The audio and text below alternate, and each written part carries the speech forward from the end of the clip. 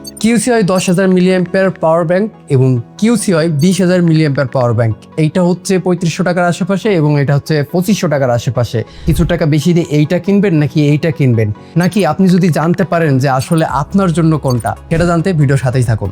তো প্রথমে দুইটা ডিজাইন এবং বিল্ড কোয়ালিটি দেখেন, অলমোস্ট সেম ম্যাট ফিনিশের এবং এটা কিন্তু স্ক্র্যাচ পড়ে না। দুইটা পাওয়ার ব্যাংকে একটি করে বাটন দেখতে পারবেন, যেটা প্রেস করলে আপনারা ডিসপ্লেতে কতটুকু চার্জ আছে সেইটা দেখতে পারবেন। 20,000 মিলিঅ্যাম্পিয়ার পাওয়ার ব্যাংকটিতে আপনারা টাইপ এ পোর্ট এবং টাইপ সি পোর্ট দুইটাই পাবেন এবং এর 10,000 মিলিঅ্যাম্পিয়ার পাওয়ার ব্যাংকটিতে শুধুমাত্র টাইপ সি পোর্ট পাবেন, যেখান থেকে কিছু কিছু ফোনের ক্ষেত্রে আপনারা যদি ডাইরেক্ট এটা দিয়ে চার্জ করেন তাহলে ফাস্ট চার্জ নিচ্ছিল, বাট এই যে সুইচ বাটন এইটা চাপ দিয়ে ধরে যদি আপনি ফোন চার্জ দেন তখন ফাস্ট চার্জিংটা কাজ করছিল না।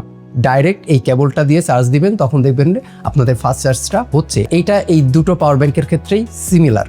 এইটা আসলে একটা কম্প্যাক্ট প্যাকেজ যেটা আপনি সহজে পকেটের ভিতর রাখতে পারবেন, অর্থাৎ ডেইলি আপনি পকেটের ভিতর রেখে একটা পাওয়ার ব্যাংক ইউজ করতে যদি চান তাহলে এটা আপনার জন্য বেস্ট একটা অপশন হবে। অন্যদিকে এইটা হচ্ছে নট পকেট ফ্রেন্ডলি, এটা হচ্ছে ব্যাগ ফ্রেন্ডলি, অর্থাৎ আপনি এটা ব্যাগে ক্যারি করতে পারবেন, বাট খুব বেশি স্পেস নিবে আমার মনে হয় না।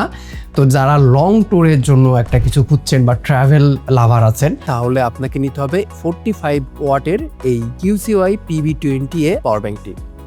আপনার স্মার্টফোনে যদি 35 ওয়াটের বেশি ফাস্ট চার্জ না সাপোর্ট করে, অথবা আপনি যদি শুধুমাত্র একটা স্মার্টফোনকেই চার্জ করতে চান, তাহলে আপনার জন্য 35 ওয়াটের QCI 10C পাওয়ার ব্যাংকটি এনাফ।